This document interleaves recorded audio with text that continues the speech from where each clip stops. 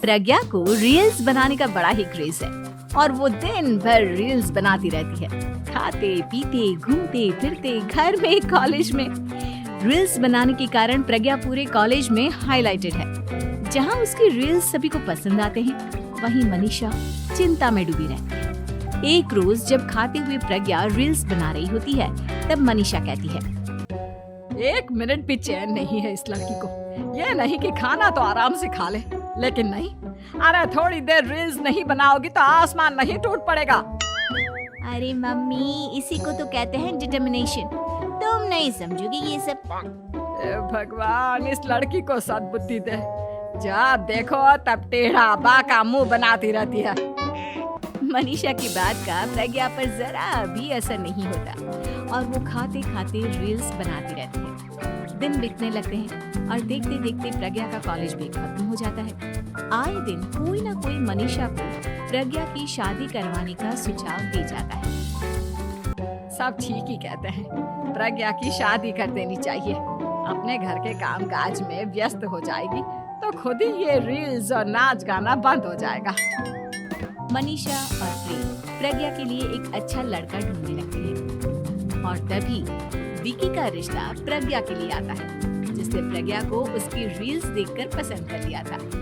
अगले दिन विकी अपने माता पिता के साथ प्रज्ञा के घर पहुंच जाता है और प्रज्ञा साड़ी पहने हाथों में चाय की ट्रे लिए उनके सामने आती है।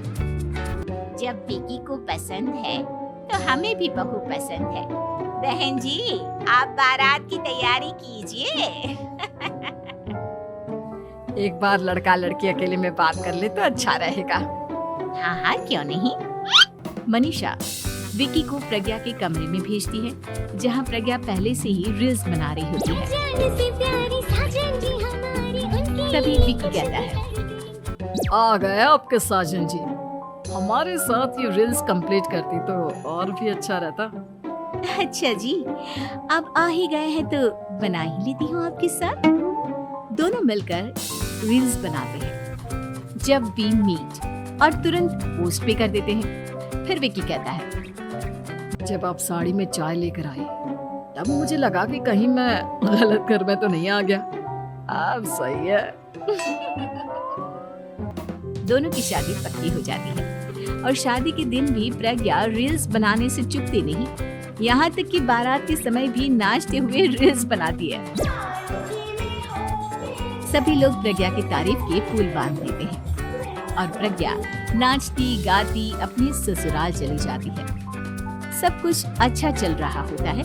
प्रज्ञा यहाँ भी दिन भर हर चीज की रील्स बनाती रहती है। लेकिन कुछ दिनों के बाद जब सुनीता कहती है, बहू, ये रील्स के साथ साथ कुछ काम भी कर लिया करो। वैसे तुझे और क्या क्या बनाना आता है? मम्मी जी, वैसे तो सब कहते हैं कि मैं सब कुछ अच्छा बनाती हूँ, लेकिन मुझे लगता है कि मैं मैगी अच्छा बना लेती हूँ। हाँ, कॉफी भी अच्छा बना लेती हूँ और मुंह तो सबसे अच्छा बना लेती हूँ। हैं? अच्छा अच्छा। सुनीता अपना माथा पकड़ लेती है और कहती है, बहू, कुछ खाना बनाना भी सीख लेती।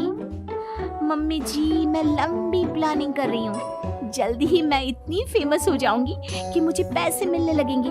हम दोनों सास बहू राज करेंगे, राज। नौकर काम करेंगी और लोगों की तो लाइन लगेगी हमसे मिलने के लिए। तेरा दिमाग खराब हो गया है क्या बहू? हंसी मजाक तक ठीक है, लेकिन इस तरह घर नहीं चलते। जितना जल्दी हो इस घर के तौर तरीकों को सीख लो। प्रज्ञा मुंह घुमाकर चली जाती है और तुरंत उसी वक्त एक रील बनाती है। ये देख सुनीता का गुस्सा 7वें आसमान पर चला जाता है और विकी के घर आती ही सुनीता उसे सब कुछ बताती है। विकी भी अब प्रज्ञा की इन हरकतों से परेशान हो जाता है। तुम टेंशन मत लो मम्मा, मैं देख लूंगा। विकी कमरे में जाता है तो देखता है कि प्रज्ञा रील्स बना रही है। विकी बड़े ही प्यार से प्रज्ञा से कहता है, प्रज्ञा, इन सब के लिए मैं तुम्हें मना नहीं कर रहा हूँ, लेकिन फिर भी हर वक्त तो ये अच्छा नहीं लगता ना।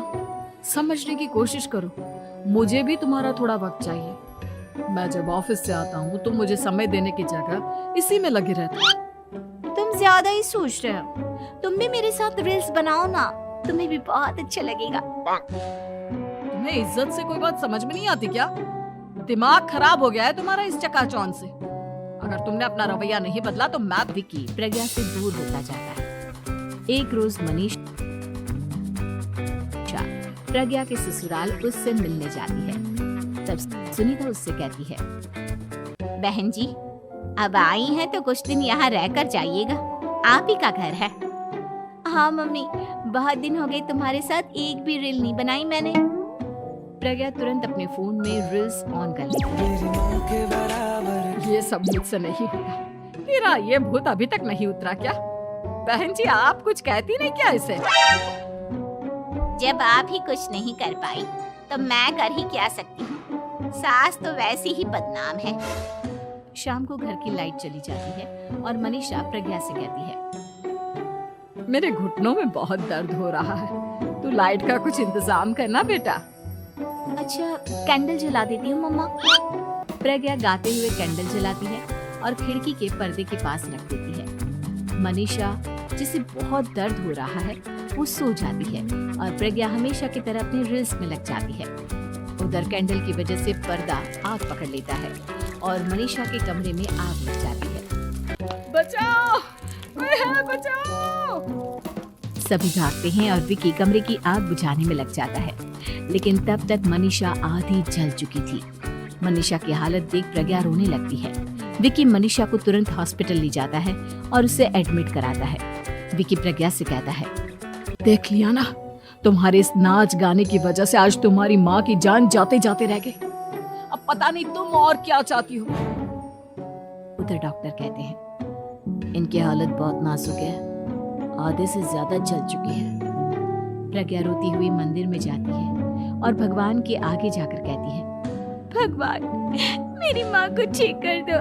मैं कसम खाती हूँ, हाथ से ये रील्स बनाना छोड़ दूंगी। बस मुझे मेरी माँ वापस मिल जाए। 2 दिन बीत जाते हैं और मनीषा खतरे से बाहर आ जाती है। पेशेंट अब ठीक है, आप लोग उनसे मिल सकते हो। सब कोई मनीषा से मिलता है और प्रज्ञा सबके सामने अपना फोन तोड़ देती है। मुझे माफ कर दो मम्मा, मैंने तुम लोगों की बातों को नजरअंदाज किया। बेटा, कोई भी चीज जरूरत से ज्यादा खराब है। मैंने तुम्हें रील्स बनाने से कभी मना नहीं किया, लेकिन हर वक्त एक ही चीज तो सही नहीं है। मैं समझ गई हूँ मम्मा, आई एम सॉरी। प्रज्ञा उस दिन से रील्स बनाना छोड़ देती है और पूरी तरह से अपने घर में लग जाती है।